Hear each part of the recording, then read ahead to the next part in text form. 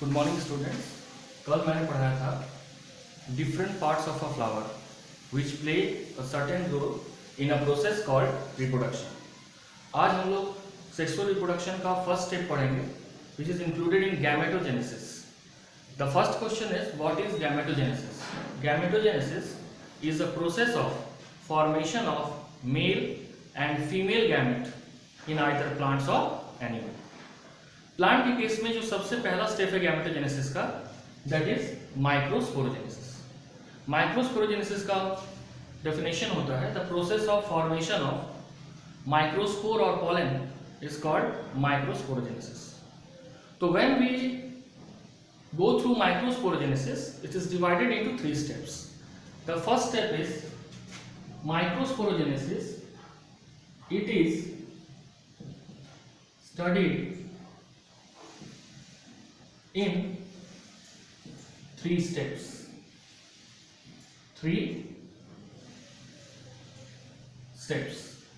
ये तीनों स्टेप्स क्या क्या है? सबसे पहला है structure of anther. Structure of anther. दूसरा क्या है? दूसरा है development of anther. Development of anther, और तब जाके इसी में इंक्लूड होता है माइक्रोस्पोरोजेनेसिस। ठीक है, अब हम लोग सबसे पहले पढ़ेंगे structure of anther. Structure of anther. ये जो एंथर है ये क्या है? हम लोग गाइनोसियम पढ़े हैं, हम लोग ये पढ़े हैं एंड्रोसियम, गाइनोसियम। तो एंड्रोसियम क्या है? पिछले क्लास में हम पढ़े हैं कि एंड्रोसियम क्या है। It is a part, it is a male reproductive part of a flower। ये male reproductive part of flower को क्या बोलते हैं? एंड्रोसियम। और एंड्रोसियम का जो यूनिट है, इस यूनिट को क्या बोलते हैं? स्टेमन। एंड्रोसियम के यूनिट को क्या बोलते हैं? स्टेमन। अब ये जो स्टेमन है, ये स्टेमन का स्ट्रक्चर क्या होता है?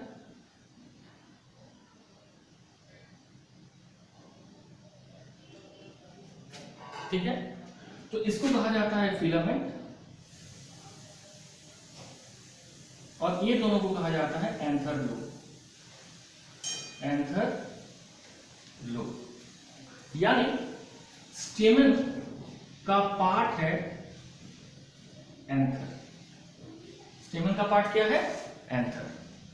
अब ये जो एंथर है, ये anther basically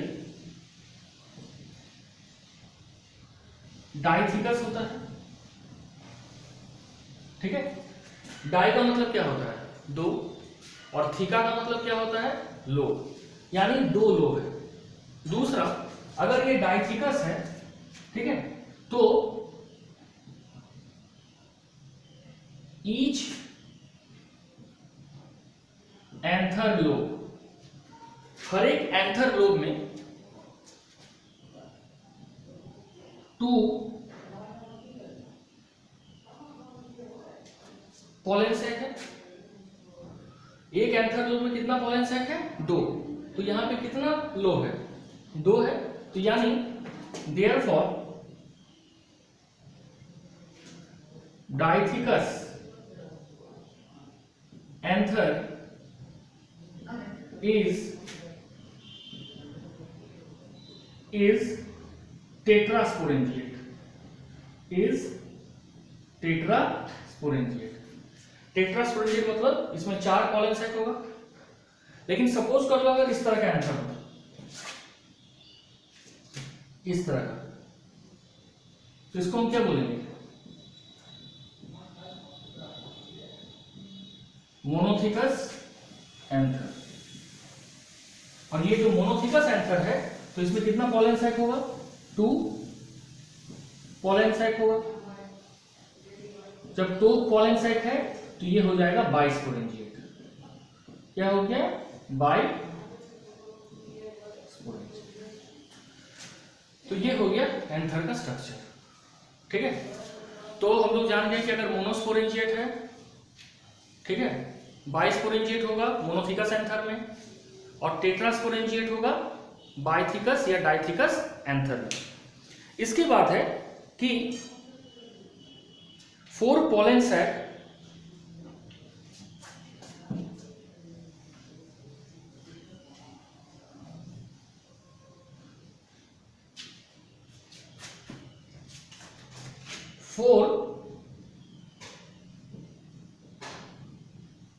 pollen sac are found in the 4 corner of the anther। जो 4 पॉलन सैक है वो एंथर के चारों कॉर्नर में पाया जाएगा, सराउंडेड बाय a common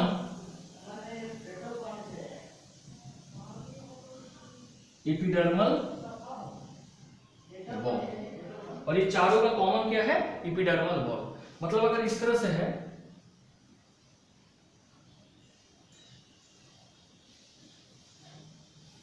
तो यहां पे एक पॉलन सैक, यहां पे एक पॉलन सैक, यहां पे एक पॉलन सैक और यहां पे एक पॉलन सैक, 4 लोग होगा।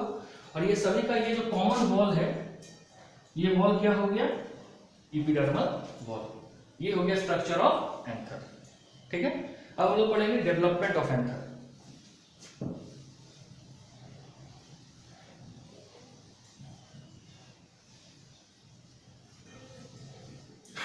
अब आइए development of anther. Development of anther.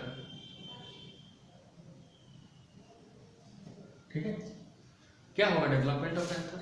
सबसे पहले हम लोग अभी पढ़ चुके हैं, each pollen sac is found in the 4 corner of anther. तो यह a very young anther comprises of a cell surrounded by a common epidermal wall. ठीक है, a very young anther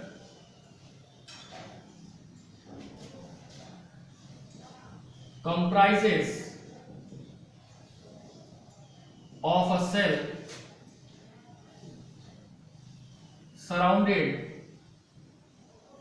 by a common epidermal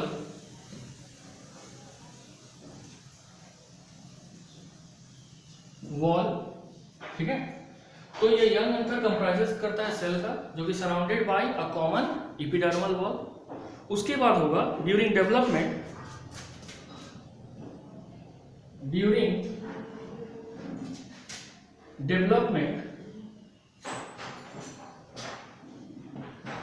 it gives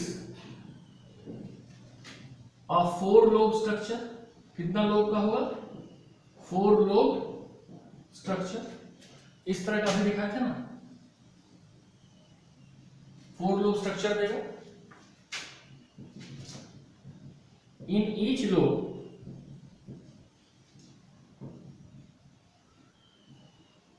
the hypodermal cell become more prominent. जितने भी cell थे इस हर lobe में, उसमें जो hypodermal cell है वो सबसे ज्यादा प्रोमिनेंट होगा। क्यों प्रोमिनेंट होगा? Due to its larger size. दूसरा क्या है? Radial elongation. और तीसरा क्या है? कंस्पिशियस न्यूक्लियस, ठीक है। और यही cell, this cell constitute the archisporial cell। और ये सेल क्या कंस्टिट्यूट करता है? द आर्चिस्पोरियल सेल, ठीक है। अब ये जो आर्चिस्पोरियल सेल है ये पेरिक्लिनली डिवाइड करता है। ये आर्चिस्पोरियल सेल कैसे डिवाइड करता है? पेरिक्लिनली डिवाइड करता है, फॉर्म करता है आउटर पैराइटल सेल और inner sporogenous cell. Outer parietal cell और इनर स्पोरोजेनस सेल, ठीक है। तो ये जो आउटर पैराइटल सेल है ये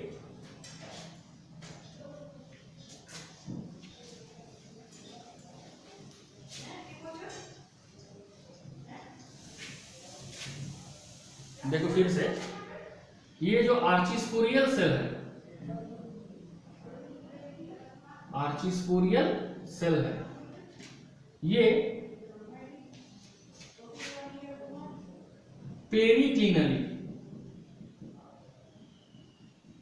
डिवाइड करता है और डिवाइड करके ये बनाता है आउटर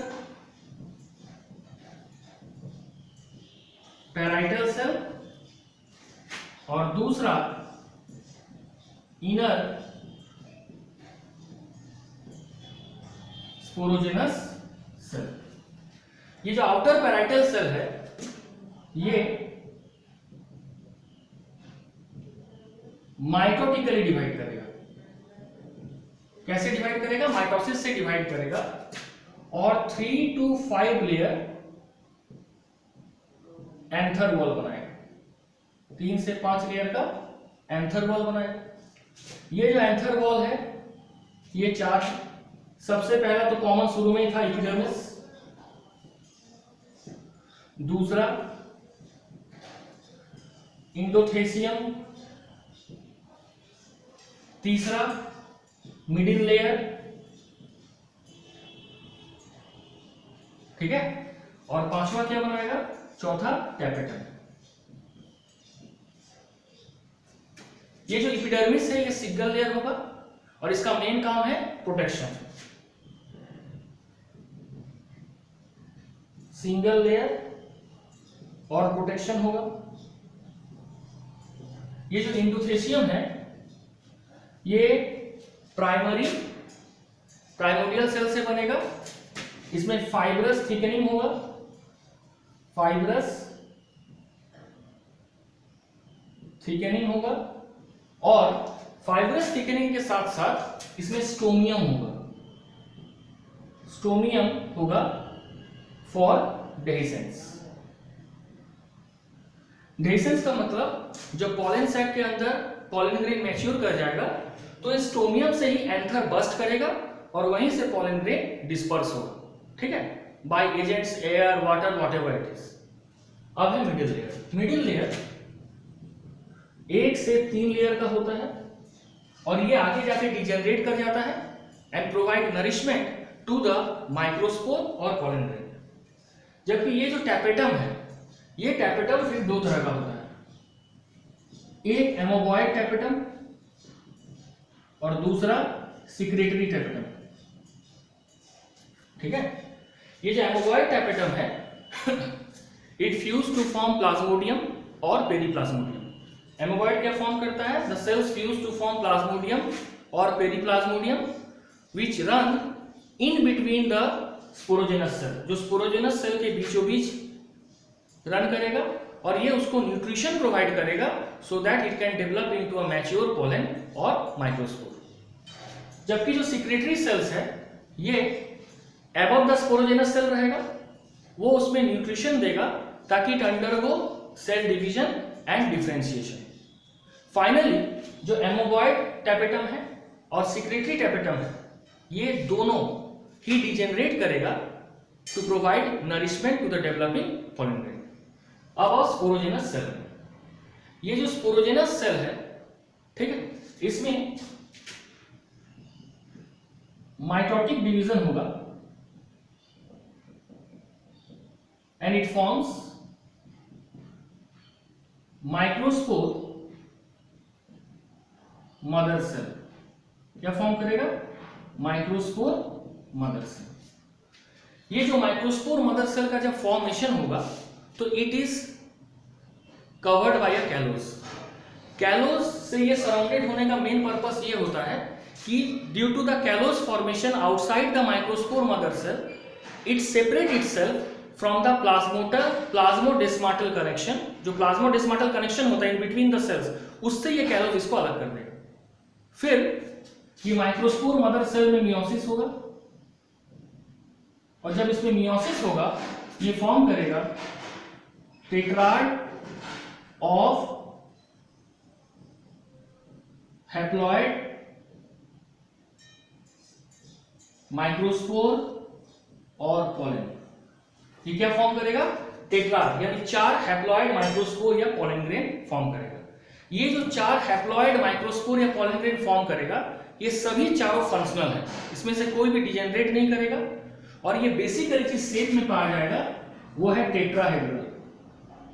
टेट्राहेड्रल ये इसका कॉमन टाइप है। कभी कभार ये होगा आइसोबाइलेटरल, ठीक है। ये 2 शेप ही होता है, टेट्राहेड्रल और आइसोबाइलेटरल, लेकिन कॉमनली क्या होगा? आइसोबाइलेटरल। ओके, कॉमनली टेट्राहेड्रल होगा, सॉरी, आप लोग समझ आ गए। और ये जो फॉर्मेशन हो रहा है टेट्राड हैप्लॉइड माइक्रोस्पोर का, that process is called microsporogenesis. तो इस तरीके से पूरा माइक्रोस्पोरोजेनेसिस प्रोसेस होता है। Thank you.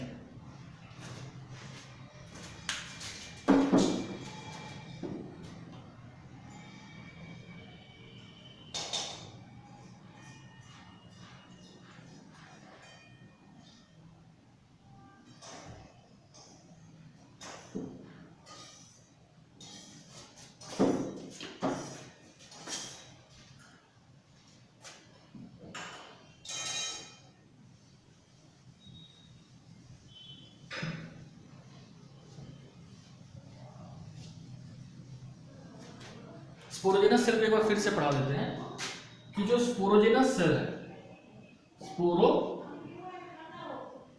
सेल है, ये आउटर स्पोरोजेनस सेल है। ये पहले माइटोटिकली डिवाइड करेगा। माइटोटिकली डिवाइड करके क्या बनाएगा? Microspore mother cell, microspore mother cell, जिसको MMC बोले हैं। और ये माइक्रोस्पोर मदर सेल जो है ये कैलोस से कवर्ड होगा। इसका मेन कारण है, जैसे ये कैलोस से कवर्ड होगा, ये जो माइक्रोस्पोरेंजियम है उससे ये अलग होगा, प्लाज्मोडेस्माटल कनेक्शन से अपने आप को अलग कर लेगा और ये एक इंडिपेंडेंट स्ट्रक्चर होगा। उसके बाद ये जो माइक्रोस्पोर मदर सेल है इसमें मियोसिस होगा, और जैसे ही मियोसिस होगा, हम लोग सब जानते हैं कि मियोसिस क्या है, हैप्लॉइड डिवीजन है, तो इसमें 4 टेट्राड माइक्रोस्पोर और पोलन ग्रेन बनेगा। टेट्राड माइक्रोस्पोर और पोलन ग्रेन बनेगा। और ये जो टेट्राड माइक्रोस्पोर और पोलन ग्रेन बना, ठीक है, ये बेसिकली 2 शेप में पाया जाएगा, एक टेट्राहेड्रल और दूसरा आइसोबाइलेटरल, ठीक है। टेट्राहेड्रल इस तरह का होगा,